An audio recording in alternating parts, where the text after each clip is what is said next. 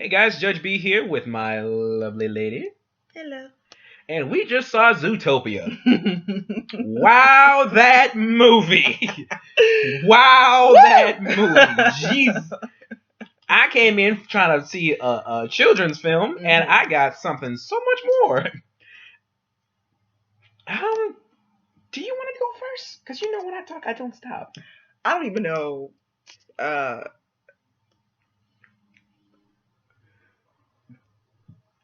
Yeah, it's just that like that. Okay, this film hides itself under a.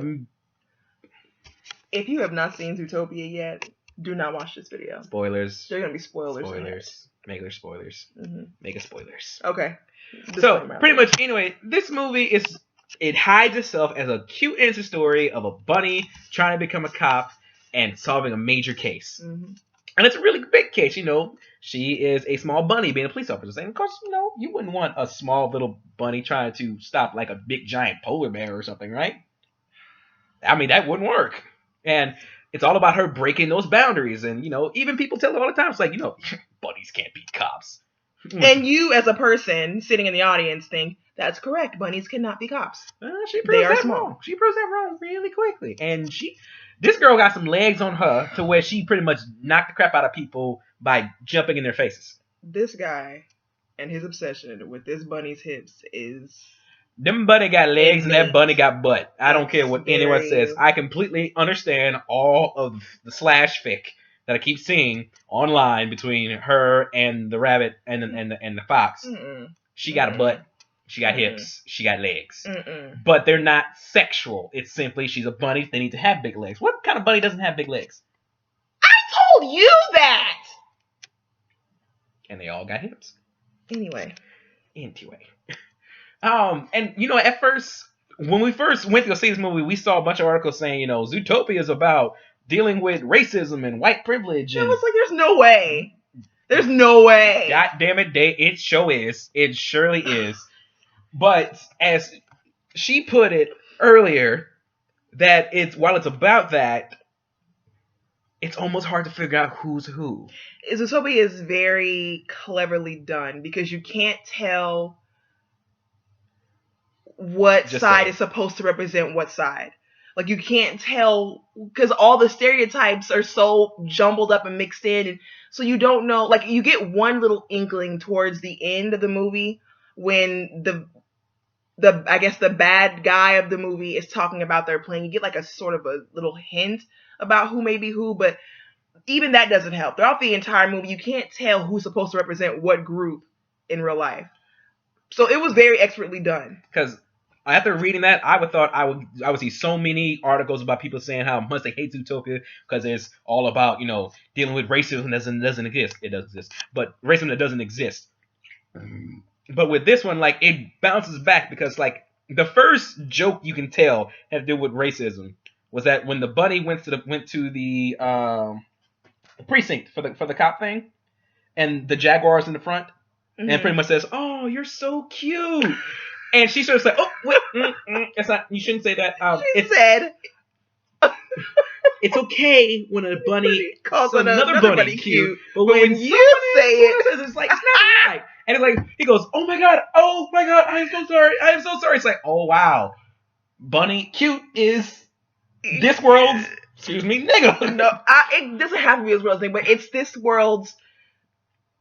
It's that one word that you can't call another race if you're not that race. It's that thing, and for the bunnies, that was.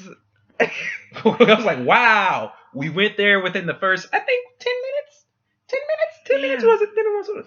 But the great thing about it is, like, as the story progresses, you start seeing that, you know, the prey is being not exactly being what's what I'm trying to say, as downtrodden people. You see them as, like, because they get abused a lot, they get talked down to, everything else like that. But then as the story progresses, the script gets flipped, and now the predators are the ones who are being ostracized and arrested for absolutely nothing, for being completely innocent. So it's like, to me, it seems like they're trying to show, if a little bit, that, you know, the people who are being ostracized in the real world right now, even though we outweigh everyone, the minute that we take over and we don't do it right, we'll end up just like them. It's very it's just really well done, because you really can't pinpoint who's my big focus on this is you can't pinpoint who's who, because one of the lines in the movie that I guess kind of struck out to me was, when Officer Hobbs is talking to, who is it? The press conference? No, I think she's talking to Nick. Isn't it Nick? Nick Wilde, the fox. Yeah, she's talking to Nick, the fox, and she's telling him that bunnies can't be savage. Bunnies can't be. She says bunnies can't be savage. He's like, we know bunnies can't be savage. And then, towards the end of the movie, spoiler, she's like, bunnies can be savage. It kind of is like, it has kind of a correlation to this whole black people or people of color can't be racist, or they can't be violent, they can't do the same things that we accuse the other groups of doing, things like that. So, like I said, they flip the script a lot with this whole thing. So you never know who's supposed to be who, because both groups are being oppressed in some way. And a lot. Oh God, like Nick's backstory was the worst. Oh, okay. Oh my God. There are feels. I have to stop myself from crying from seeming like a bitch in theater. There are some feels. What happened to Nick? Unacceptable. Like, I wanted to cry. Like, that was some fucked up shit. Let's just put it like this. I'm not gonna give too much away, but he tries to join a club that doesn't really accept predators, and they accept him, but then goodness, I like fucked up. That was real fucked up, man. I'm not sure how many spoilers we can give away in this vlog. It's like, me neither, man. I don't know. It's just like it. I don't want to say what it is, because when you see it, it'll be less powerful if I tell you. Yeah. But let's just say his backstory makes a lot of sense. And it's like, wow, even predators get discriminated against too. And like this, it's just all around to that. Oh my God, the mafia mouse. The mafia mouse and his daughter Snooki. It was too cute. Snooki was in the movie. I swear to God, it had to be Snooki. It was not actually her who voiced sure? I don't really know. I'm just going off the top of my head, but I doubt that she was going to actually voice what were they, like Bowls, I think, or something. I don't know. It was the best. Like, we knew as soon as they said his name was Mr. Big, he had to be like this tiny, really tiny thing. And he came out, and it was a whole Scarface reference. The references. Godfather. Sorry. Why did I say Scarface? I was thinking of Al Pacino. Yeah. The whole Godfather reference and everything, and there were a lot of references. Yes. A lot of delicious references. The Breaking Bad reference. Breaking Bad. Oh my! Like, as soon as we saw what was going on, I was like, this must be Breaking Bad. But then they say, like, they don't even let you guess that is this Breaking Bad or not. They tell you, oh yeah, it's Breaking Bad. 2 lines later, it's like, oh, this is Breaking Bad. Oh yeah, it's Breaking Bad. Oh, okay. They're literally cooking something blue. And then something happens, like, oh, this is Breaking Bad. Okay. Oh, okay. This is my Breaking Bad. Okay. And I do like how, like going back to the whole ostracizing racism thing, because think about it. When she was explaining why it was happening to the people at the press conference, like, it might be something to do with their biology. It's like, oh, didn't he say that about us? They said that about us. Like, our biology said that we have to be very violent. We are biologically violent, and we can't help it. And it's like, oh, there are so many things, and there's like, wow.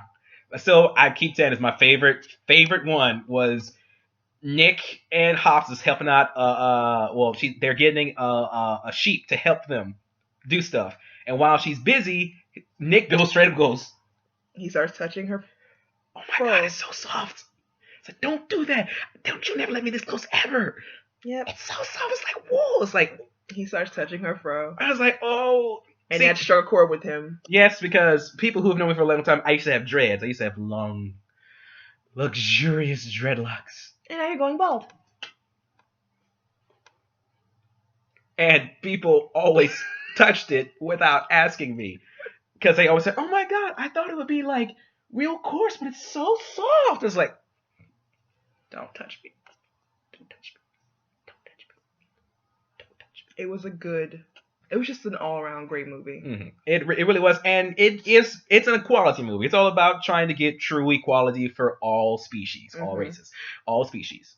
Okay. And I have to say, to this day, like, this is one of the best political movies hidden behind a kid's movie. It was really good. It was really, really, and it was by good. Disney. And by Disney. Surprise, surprise. It was by Disney. Disney tackled racism in a movie. And they did it the best way that I have seen this year. That was the best way I could have ever seen it. They did it really, really well. I am so impressed by this. Disney, good job on you. Good on you. They did it so well. Like, it was so expertly done. Like, you can't watch that movie and not get the message that is being sent through, you know? Unless you really just choose to be ignorant and stupid. You can't not understand the message it's sending. Even when the bunny is apologizing to the fox, like, it's straight up, that's exactly how people should apologize for being fucking racist. I'm being ignorant and, small-minded. That is, like, it was... Admit you're racist. This movie is just great. It was just... 10, that bunny actually was pretty goddamn smart. Even besides that, like, I can't go in there look for public cause, but that's why some sneaky looking character. It's like, wow, we're really playing up that he's a fox thing. Like, there was a lot of racism to the fox too. It was like pretty much like, you think we let a fox on the team, or you think we'll listen to a fox? He does nothing but lie. Because his stereotype is that he's sly and he's shifty and he's shifty. So, oh God, that first scene was so cute with the big. Oh yeah. It's time to get swifty in here. Rick and Morty. Okay, sorry.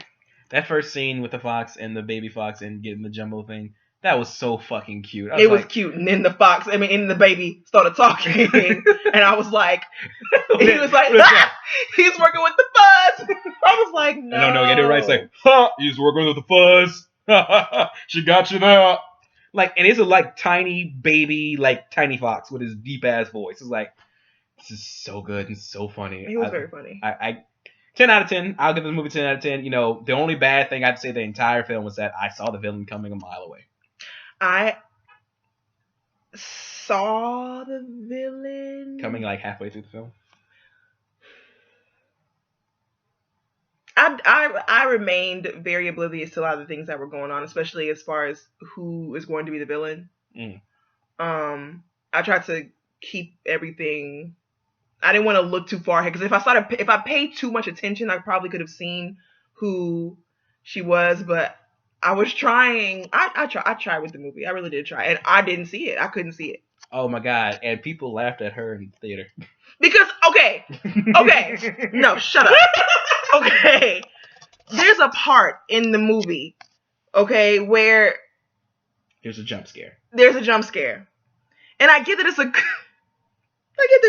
animated movie, but it was a jump scare. I am not good with. I suck at jump scares, which is why I will not play Five Nights at Freddy. I will not play any other games that require jump scares or have jump scares in them. I'm not gonna do it because you're gonna see me act a damn fool. I don't want to act a damn fool in front of people. But there was a jump scare, and I screamed. So you won't play Among the Sleep? And honestly speaking, I no offense to you, sweetie, but we all saw it coming a mile away. Everybody in the theater, even the kids, could have probably seen that jump scare coming from a mile away. But for some God knows why reason, I was so, I don't know what to say. Like, I was so into the movie itself, and I was so like just immersing myself in the movie that I didn't recognize. Okay, you should be looking out for these signs that shit's gonna happen in this place and that place, and then fucking tiger came out and he screamed and I screamed and I said, "Oh!" And everyone laughed. And everybody laughed at me. They didn't know it was you. They just laughed at anybody. Everybody laughed at me. Okay, last thing. I really have this question here. Are otters predators? Okay, bye y'all. No, because this boy, he ain't got Google. Hold on. Wait, hold on a cotton picking second. Yes, cotton picking. Yeah, because, racism and bunny. Stop. Oh, shit. No racism. Google. Are otters predators?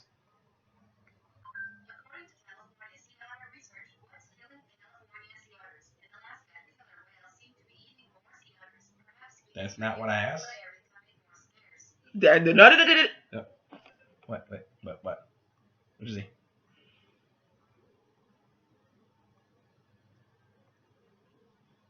The river otter has few natural predators. River otters have few natural predators. Fast agile swimmer, powerful jaws, and sharp teeth. River otters have few natural predators when they are in the water. On land, however, they may be wary predators such as bobcats, coyotes, mountain lions. So, whatever. Okay, tell guys in the comments if you can. Don't. This part's not going in there because literally you could look that up on Google. You could literally. And we haven't gotten an answer. Oh my God, Jonathan. Bye. She's gonna try to prove me wrong. Bye, guys. Thanks for watching.